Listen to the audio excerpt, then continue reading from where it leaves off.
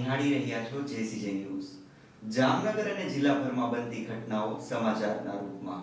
સમાચાર શરૂ કરતા પહેલા જોઈ લઈએ આજના મુખ્ય સમાચાર। જામનગરમાં એકેદોશી મહિલા કોલેજ ખાતે મનોવિજ્ઞાન અંગે એક પ્રદર્શન યોજાઈ ગયું।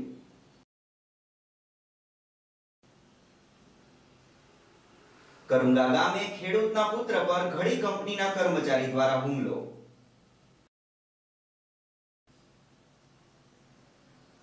દ્વારકા જિલ્લાની 3 નગરપાલિકાના પરિણામો જાહેર। 2 નગરપાલિકામાં ભાજપનું શાસન તો 1 નગરપાલિકા પર કોંગ્રેસ દ્વારા સત્તા।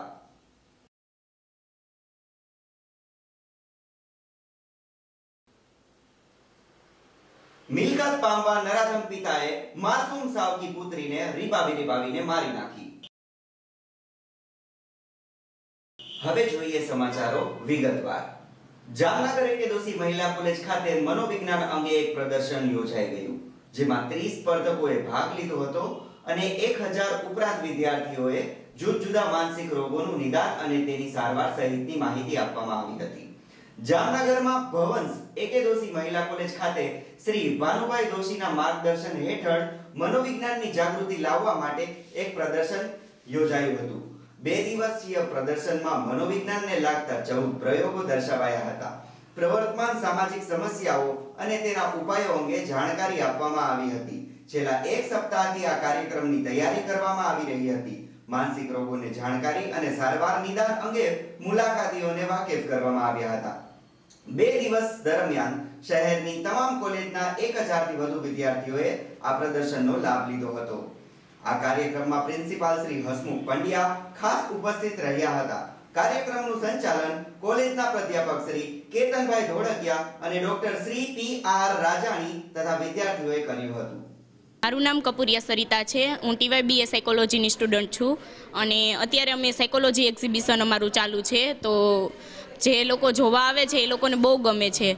અને અત્યારે અમારા પિરામિડ સમસ્યા ઉકેલનો પ્રયોગ છે તે મેકડુગલને કરેલો છે અને એમાં પ્રોબ્લેમ સોલ્વિંગ કરવાનું હોય છે અને પઝલ એવી રીતના ગોઠવવાની હોય છે કે 31 પ્રયત્નમાં એ પ્રોબ્લેમ સોલ્વ થઈ જવો જોઈએ અને તેમાંથી અંતે જે લોકોને આ પ્રોબ્લેમ જીવનમાં અનેક પ્રોબ્લેમ આવતા હોય છે, તો આપણે અમુક પ્રયત્ન કરતા રહીએ તો તે પ્રોબ્લેમનું સોલ્યુશન તો આવી જ જાય છે। બીજો પ્રયોગ છે દર્પણાલેખન। તો દર્પણાલેખનમાં એવું હોય છે કે મિરર હોય છે અને સ્ટાર હોય છે, નીચે સ્ટારની આકૃતિ હોય છે, એનું પ્રતિબિંબ દર્પણમાં પડતું હોય છે। તો પ્રતિબિંબમાં જઈને સ્ટારની આકૃતિ આખી પૂર્ણ કરવાની હોય છે। તેની સાઈડની દિવાલ હોય છે એમાં ટચ નથી થવા દેવાનું હોતું। જો ટચ થાય તો તેની એરર આવે છે, એટલે કે ભૂલ ગણાય છે અને આ ભૂલગણક યંત્રમાં તેની ગણતરી થાય છે। મારું નામ ડૉક્ટર કેતનસિંહ ધોળકિયા છે। હું મહિલા કોલેજમાં મનોવિજ્ઞાન વિભાગમાં આસિસ્ટન્ટ પ્રોફેસર તરીકે ફરજ બજાવું છું। છેલ્લા 2 દિવસથી કોલેજના આચાર્ય હસમુખ પડિયા સાહેબના માર્ગદર્શન હેઠળ અને અધ્યક્ષ શ્રી ડૉક્ટર રાજાણી સાહેબના ગાઈડન્સથી મનોવિજ્ઞાનના લગતા પ્રયોગો અને માનસિક રોગને લગતા વિષયોનું એક પ્રદર્શન ખુલ્લું મૂકવામાં આવ્યું હતું, જેમાં દરેક કોલેજના વિદ્યાર્થીઓએ ભાગ લીધેલો છે અને મનોવિજ્ઞાનમાં જે ભણવાની વિષય સામગ્રી આવે છે એને લગતું જ આ પ્રદર્શન છે। ખાસ કરીને ગંભીર પ્રકારના માનસિક રોગો અને ઓછા ગંભીર પ્રકારના માનસિક રોગોની છણાવટ આ પ્રદર્શનમાં જોવા મળે છે। સાથે સાથે ફિઝિયોલોજી એટલે કે શરીરલક્ષી મનોવિજ્ઞાનમાં જે શરીરની રચના આવે છે એના વિશેની માહિતી પણ અહીંયા મૂકવામાં આવી છે। આનો મૂળ હેતુ એ છે કે મનોવિજ્ઞાન વિષય માટેની જાગૃતિ દરેક લોકોમાં કેળવાય। માત્ર મનોવિજ્ઞાનના વિદ્યાર્થીઓ આમાં અભ્યાસ કરતા હોય એને જ ખબર પડે, એને બદલે દરેક લોકો આ વિષયથી જાગૃત રહે અને મોટાભાગની સમસ્યાઓ છે મનોવિજ્ઞાનને લગતી જ છે, તો એ સમસ્યાઓ કેમ દૂર થાય એના માટેના પ્રયત્ન અમે કરીએ છીએ। અને આ બંને દિવસના જે પ્રદર્શન છે એના આયોજનમાં અમારો સ્ટાફ, અમારા વિદ્યાર્થીઓ અને ખાસ કરીને તમામ જે એમાં જોડેલા છે એ બધાને હું આભાર માનું છું કે તેઓ એમાં મદદરૂપ બન્યા છે। Thank you. તમામ હા, આમાં ધ્યાનને લગતા પ્રયોગો, બુદ્ધિને લગતા પ્રયોગો, સ્મરણ શક્તિને લગતા પ્રયોગો અને શિક્ષણને લગતા પ્રયોગો આવરી લેવામાં આવ્યા છે. આ જે પ્રયોગો છે, પ્રયોગો વિશે જાણકારી મેળવવાથી લોકોને શું ફાયદો થઈ શકે છે? લોકોને આના ઘણા બધા લાભ છે કે જીવનમાં રોજિંદી ઘટનાઓ જે બને છે એને આધારે જ આ બધા પ્રયોગો ગોઠવાયેલા છે, અને કેમ સમસ્યામાંથી હલ કાઢવો અથવા તો કેમ એનો ઉકેલ મેળવવો એના માટેના આ પ્રયોગો છે. એટલે જેમ જેમ આપણે સાચા પ્રયત્ન કરતા જઈએ તેમ તેમ એનો ઉકેલ ઝડપથી પ્રાપ્ત થાય એવું આ પ્રદર્શન જણાવે છે. कैसे विश्वास करे कैसे इस्तेमाल करे, बस आवा शब्दों हाल कुरंगा गामना खेडूतो पोताना मुखेથી કાઢી રહ્યા છે. હા, जी बात થઈ રહી છે એ ઘડી ડિટર્જન્ટનું જેનું સૂત્ર છે પહેલે ઇસ્તેમાલ કરે ફિર વિશ્વાસ કરે. દ્વારકાના કુરંગા ગામે આવેલી ઘડી કંપનીના કર્મચારી દ્વારા કંપનીની હદમાં આવતી જગ્યામાં એક ખેડૂતના પુત્ર પર હુમલો કરતા સ્થાનિક ખેડૂતોમાં ભારે રોષ વ્યાપી ગયો છે.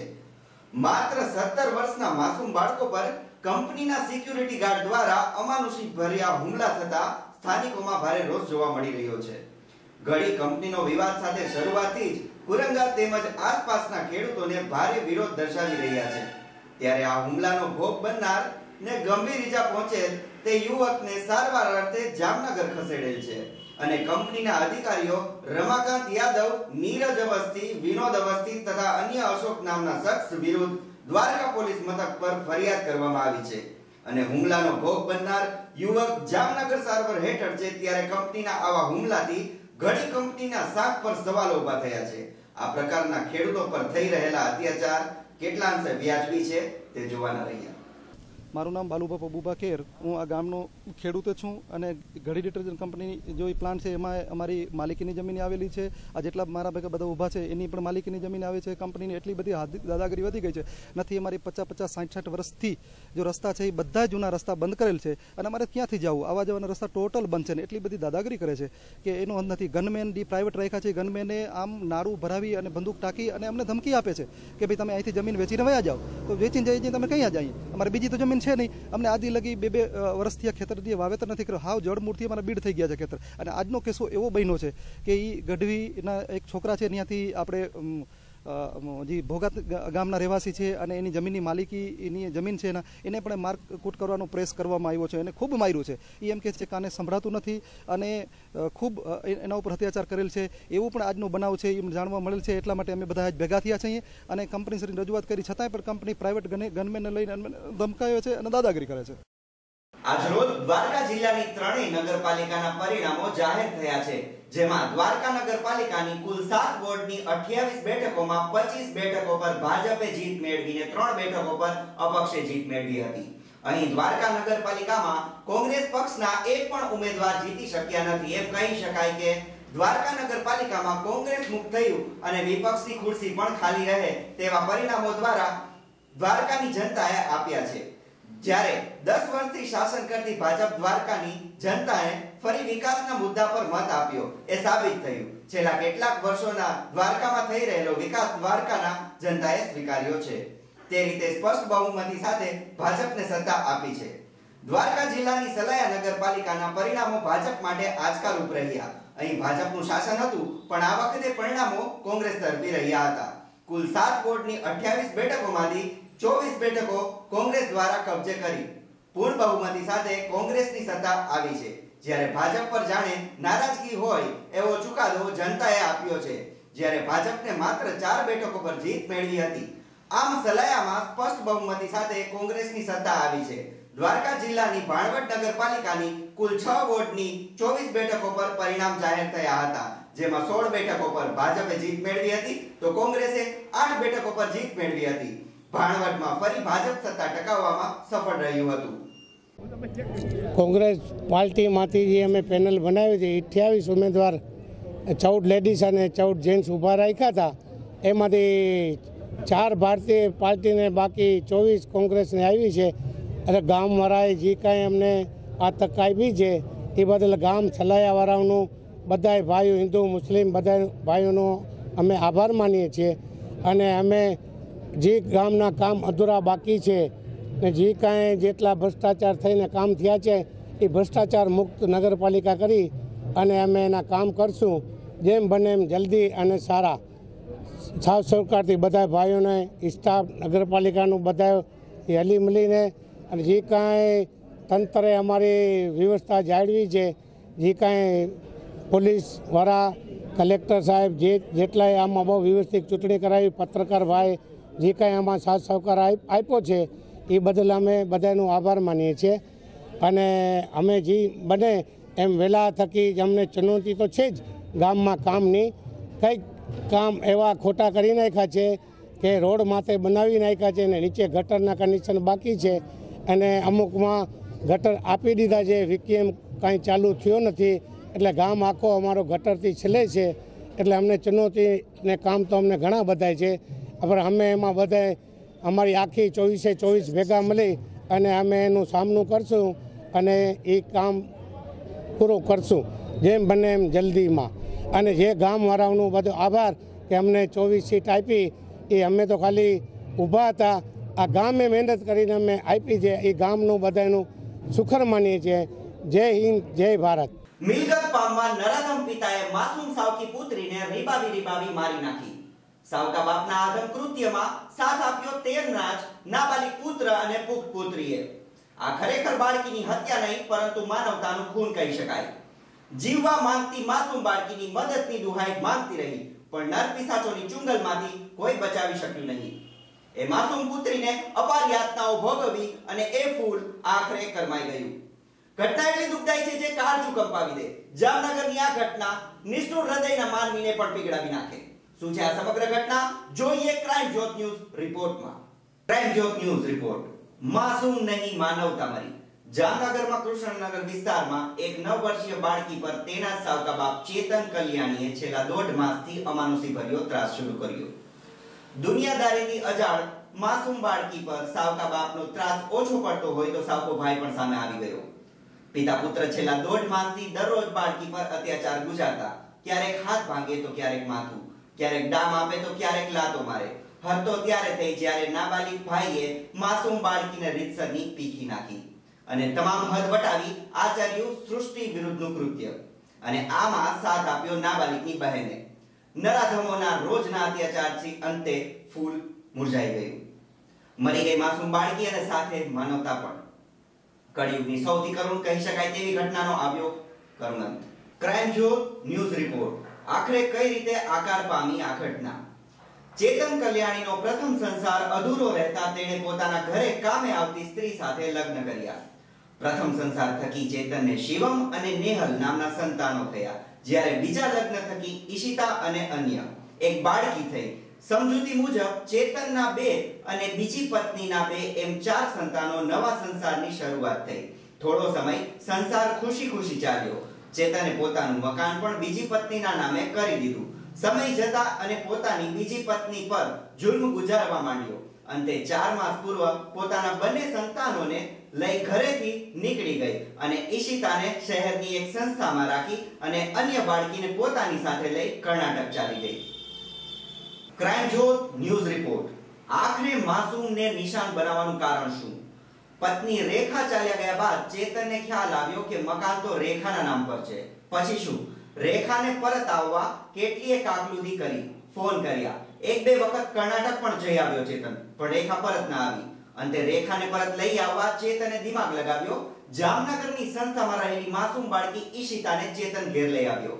છેલ્લા 1.5 માસથી ઘરે લઈ આવી પિતા પુત્ર અને પુત્રી એ માસૂમ બાળકીને એટલો શારીરિક માનસિક ત્રાસ ગુજાર્યો કે શરીરનું એક અંગ પણ બાકી ન રહ્યું જ્યાં બાળકીને ઈજા થઈ ન હોય. અંતે નર પિશાચોની ચુંગલમાંથી માસૂમ બાળકી મુક્ત તો થઈ, પણ ખોડિયામાં જીવ ન રહ્યો. ક્રાઇમ જ્યોત ન્યૂઝ રિપોર્ટ. શું કહે છે રેખાનો પ્રથમ પતિ? રેખાની એક બહેનપણી ચેતનના સંપર્કમાં કામ કરવાના બહાને રેખાને તે ચેતનના ઘર સુધી દોરી ગઈ અને બંને મૈત્રી કરાર સાથે રહેવા લાગ્યા. સમય જતા મારી સાથે બળજબરી પૂર્વક છૂટાછેડા લઈ બંને બાળકો સાથે રેખા ચેતનના ઘરે ચાલી ગઈ, પણ નરાધમ ચેતને ત્રાસ ગુજારતા રેખાએ ઘર છોડી ચાલી ગઈ. કર્ણાટક હુબલી જતા પૂર્વ પતિને રાજકોટ બોલાવી સમગ્ર હકીકત જણાવી હતી. ક્રાઇમ જ્યોત ન્યૂઝ રિપોર્ટ. માસૂમ બાળકીની પોકાર, મારે જીવવું છે, મારે જીવવું છે. રેખાને પરત જામનગર બોલાવવા નરાધમ ચેતન અને તેના નાબાલિગ પુત્ર શિવમ અને પુખ્ત પુત્રી નેહલ બાળકીને ટાર્ગેટ બનાવીને રાત કે દિવસ જોયા વિના બસ આડેધડ બેફામ અને ક્રૂર બની આ ત્રણેય માસૂમને મારતા રહ્યા.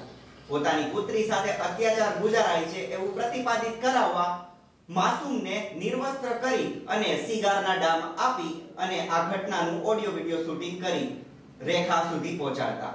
આખરે નરાધમોએ રેખાના પ્રથમ પતિને પણ ન છોડ્યો.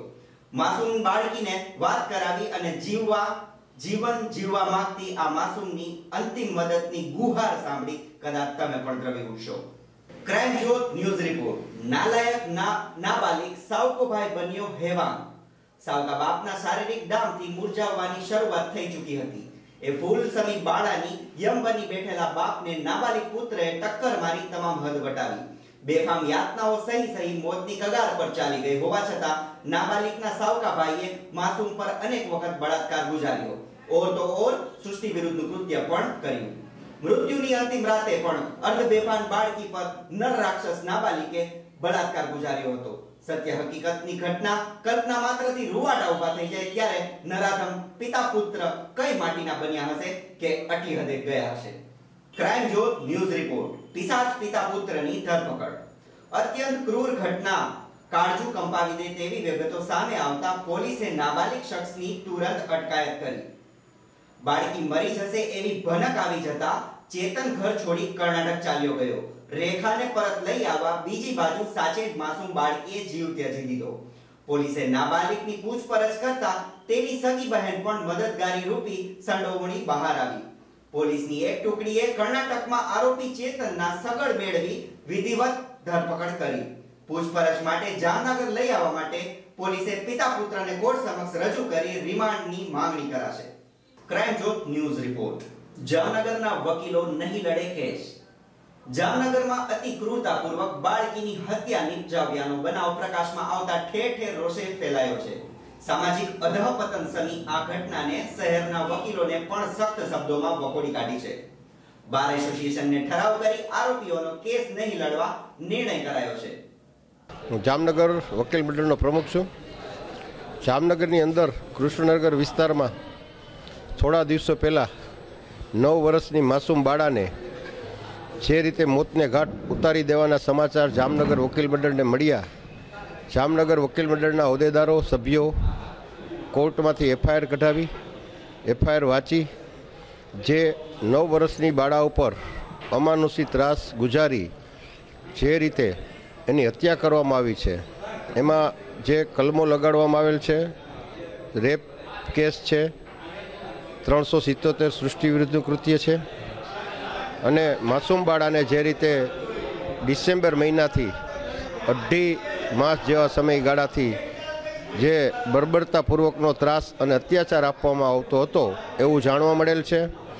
અને આ જે હત્યાકાંડ એના પરિવારના સભ્યો સાવકો ભાઈ, સાવકો બાપ અને સાવકી બેન દ્વારા અત્યાચાર કરવામાં આવેલ છે તેવું એફઆઈઆર ઉપરથી જણાઈ આવે છે. આ જે ઘટના બની છે એ ઘટના સમાજ માટે બહુ જ ખરાબ અને ગંભીર બાબત છે. જામનગર વકીલ મંડળે આ બાબતને સખત શબ્દોમાં વખોડી કાઢેલ છે અને આ જે ઘટના ઘટી છે તે દિલ્હીની અંદર જે નિર્ભયા હત્યાકાંડ થયેલ છે એના કરતાં પણ ખરાબ હત્યાકાંડ ગણવામાં આવે છે. અને જે એને અમાનુષી ત્રાસ આચરી અને જઘન્ય કૃત્ય કરેલ છે એવા જે આરોપીઓ છે એને સખતમાં સખત સજા થવી જોઈએ અને દરેક સમાજ, દરેક સંસ્થાએ આનો વિરોધ કરી જાગૃતતા કેળવવી જોઈએ અને ઉચ્ચ લેવલ સુધી આની રજૂઆત કરવી જોઈએ જેથી કરીને ભવિષ્યની અંદર સમાજની અંદર આવી ઘટનાઓ ના બને.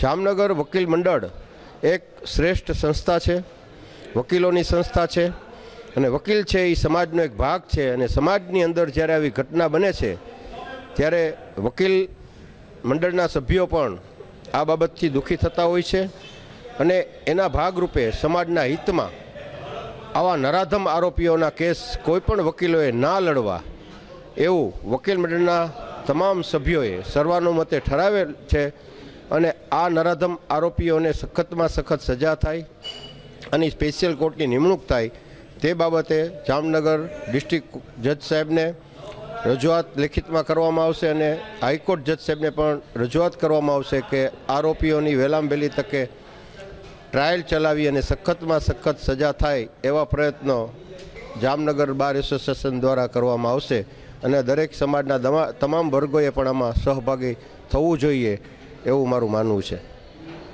એ બાર ગામથી આવ્યા હતા કર્ણાટકથી અને એને મને કીધું કે આ એક બાઈ આવી છે તમારે લગ્ન કરવા હોય. એ બાઈને હું જોવા ગયો તો એ બાઈને જોઈને અમે પસંદ કરીને ઘર મેં લગ્ન કર્યા. તે પછી આ મારે 10 વર્ષ સંસાર રહેલો. મારે 1 વર્ષ પછી મારે ઈસુનો જન્મ થયો અને ઈસુ પછી અમારે ત્રીજું 2 વર્ષ પછી જન્મ થયો. આ બાઈ મારી લગ્ન કર્યા. 10 વર્ષ મારી સંસાર રહેલો હતો ને પછી આ 10 વર્ષ ચેતનભાઈની ઘરે એક બાઈ હતી રાધા કરીને ને એને મારી ઘરવાળીની બેનપણી હતી ને એ એમ કહેતી હતી કે તારે કામ કરવું હોય તો એક ઠેકાણે છે તો એ કામ કરવા માટે એને ત્યાં લઈ ગયા ચેતનભાઈની ઘરે. એટલે ચેતનભાઈ આ બધું જોયું કે આની ગરીબાઈ છે ને ચેતનભાઈ એને લાલચ આપી કે મારે 35 લાખ રૂપિયા આવવાનો છે તો હું તને 5 લાખ રૂપિયા છોકરી નામનો મૂકીશ, 10 લાખ તારે નામનો મૂકીશ. તું મારી ત્યાં કામ કરતી રહે અને તારી જિંદગી સુધારી દે. એટલે આ બાઈ લાલચની હિસાબે એની ત્યાં કામ કરતી રહી. પછી એને એપ્રિલમાં કામ કર્યું, 2 મહિના કામ કર્યું. પછી આ 6ઠા મહિનામાં એને તારીખ 13/2/18ના રોજ સિટી સી પોસ્ટે વિસ્તાર જામનગરના કૃષ્ણનગર ખાતે એક 9 વર્ષની બાળકીનું અવસાન થતાં જીજી હોસ્પિટલ જામનગર ખાતે પેનલ ડૉક્ટરથી પીએમ કરાવેલ. પ્રાથમિક દ્રષ્ટિએ બાળકીના શરીર ઉપર દેખીતા ચિહ્નો જોતા સીટીસી ડિવિઝન પોસ્ટે ખાતે ફર્સ્ટ ગુના રજિસ્ટર નંબર 27/18થી આઈપીસી કલમ 302, 376 અ, 377, 325, 323, 506(2), 120(b) તથા પોક્સો એક્ટની કલમ 4, 6, 8, 10, 12 તથા આઈટી એક્ટની કલમ 66(e) તથા 66(b) મુજબનો ચેતન કલ્યાણી, નેહલ કલ્યાણી તથા કાયદાના સંઘર્ષમાં આવેલ એક કિશોર વિરુદ્ધ ગુનો રજીસ્ટર કરી આગળની તપાસ પોલીસ ઇન્સ્પેક્ટર શ્રી KR સક્સેનાઓ ચલાવી રહેલ છે. ગુનાની ટૂંક વિગત જોઈએ તો ચેતન કલ્યાણી કૃષ્ણનગર ખાતે રહે છે જામનગરના સિટી સી વિસ્તાર પોલીસ સ્ટેશનના. લગભગ 2011ની સાલમાં એમની પ્રથમ પત્નીના અવસાન બાદ એમણે રેખા ઉર્ફે શહેનાજ સાથે બીજા લગ્ન કરેલા. એમના પ્રથમ પત્નીના સંતાનમાં એક આશરે 15 વર્ષનો કિશોર છે અને બીજા સંતાનમાં 20 વર્ષની દીકરી નેહલ કે જે આપણા ગુનામાં એક કાયદાના સંઘર્ષમાં આવેલ કિશોર તરીકે છે અને એક આરોપી છે. વિગતવાર વાત કરું તો એની બીજી પત્ની એટલે કે રેખા ઉર્ફે શહેનાજ એ લગ્ન સમયે પોતાની સાથે 2 દીકરીઓ સાથે લઈને આવેલા. એના પ્રથમ પતિના સંતાન હતા એટલે ટૂંકમાં આ બંને દીકરીઓ જે છે એ ચેતન કલ્યાણીની સાવકી દીકરીઓ. આ ચેતન કલ્યાણીના પોતાના અને પરિવારના ત્રાસના કારણે આ રેખા ઉર્ફે શહેનાજ ચેતન કલ્યાણીનું ઘર મૂકી અને પોતાના વતન હુબલી કર્ણાટક ખાતે ચાલી ગયેલા. ફક્ત ને ફક્ત ત્રાસથી કંટાળી ગયેલા. હવે એ અરસામાં એની નાની દીકરી એની સાથે હોય એ નાની દીકરીને સાથે લઈ ગયેલા. પણ એ દરમિયાન એની મોટી દીકરી જે આપણે અહીંયા મરણ જનાર છે એ જીવન વિકાસ સ્કૂલ વિકાસ ગૃહમાં જામનગર ખાતે અભ્યાસ અર્થે મૂકેલી અને એને સાથે લઈ ગયેલા નહીં. ત્યારબાદ આ ચેતન કલ્યાણી આ પત્ની જ્યારે એની જતી રહી ત્યારે પોતે બાળકીને અભ્યાસ છોડાવીને ઘરે લઈ આવે છે. ગુનાહિત કાવતરું જોતા ફક્ત ને ફક્ત ચેતન કલ્યાણી જે કૃષ્ણનગર સોસાયટીમાં રહે છે એ મકાન પોતાને વેચવું હોય, એ મકાન વેચવા માટે રેખા ઉર્ફે શહેનાજ સહમતિ ન દર્શાવતી હોય, એ વેચવા માટે તૈયાર ન હોય, એન કેન પ્રકારે એને સહમતિ દર્શાવે અને પોતાની મિલકત વેચાય, એ જ પોતાનો હેતુ બહાર લાવવા માટે એને ગુનાહિત કાવતરું રચી આ નાની દીકરી 9 વર્ષની બાળકીને વિકાસ ગૃહમાંથી ઘરે લઈ આવે છે લગભગ ઓક્ટોબર માસમાં, અને ત્યારથી આજ લગી એને માનસિક, શારીરિક વગેરે યાચનાઓ આપી અને એવું રેખા ઉર્ફે શહેનાજને બતાવવા માગતો હતો કે જો તું મકાન વેચવામાં સહમતિ નહીં દર્શાવે તો તારી બાળકીને મેં આ હાલત કરીશું. અને સતત હેરેસમેન્ટના શારીરિક માનસિક ત્રાસના કારણે ચેતન પોતે પોતાની હાજરી બહાર બતાવવાના આઈડિયા ગોઠવી અને પોતે પોલીસને વોરંટ બજાવવામાં મદદ કરું છું એ રીતે પોલીસની સાથે હુબલી જતો રહે છે. અને એ દરમિયાન આ કાયદાના સંઘર્ષમાં આવેલો કિશોર એટલે કે ચેતનનો પુત્ર, પ્રથમ પતિનો પુત્ર, ઘરે ચેતનના કહેવાથી એની સાથે પહેલાં તો અધમ કૃત્ય કરે છે અને પછી ચેતનના કહેવાથી જ એનું મૃત્યુ નિપજાવે છે. અને મૃત્યુના અંતે અમે આ પ્રમાણે ઉપર જણાવ્યા મુજબનો ગુનો રજીસ્ટર કરેલો છે. અને તપાસના અંતે એટલે ચાલુ તપાસ જે સક્સેના સાહેબનાઓ ચલાવી રહ્યા છે એ તપાસ દરમિયાન કાયદાના સંઘર્ષમાં આવેલ કિશોર, ચેતન કલ્યાણી તથા નેહલ કલ્યાણી ઉંમર વર્ષ 20 એની અટકાયત કરેલ છે. Okay sir. આ સાથે સમાચારોને અહીં સમાપ્ત કરીએ. ફરી મળીશું નવા સમાચારો સાથે. હું છું શેખર વ્યાસ અને આપ નિહાળી રહ્યા હતા JCJ ન્યૂઝ. ધન્યવાદ.